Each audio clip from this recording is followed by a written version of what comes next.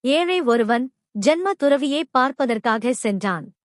அவரைப் பார்த்து, குருவே, நான் பெரும் ஏழை, என்னிடம் என் உயிரைத் தவிர வேறு எந்த சொத்துகளும் இல்லை. நான் ஒரு நல்ல வசதியுடன் வாழ்வதற்கு வழி சொல்லுங்கள் என்று கேட்டான். அதற்கு அந்த குரு அவனிடம், நான் 5000 ரூபாய் தருகிறேன். உன் கைகளை என்னிடம் வெட்டிக் கொடு என்று கேட்டார். அதற்கு அவன், என்னால் 5000 ரூபாய்க்காக என் கைகளை இழக்க முடியாது என்று கூறினான். சரி, நான் உனக்கு 15000 ரூபாய் தருகிறேன். உன் கால்களைக் கொடு என்றார். அதற்கும் அவன் ஒப்புக்கொள்ளவில்லை. வேண்டுமென்றால் 50000 ரூபாய் தருகிறேன். உன் கண்களையாவது கொடு என்று கேட்டார். அதற்கும் அவன் முடியாது என்றான்.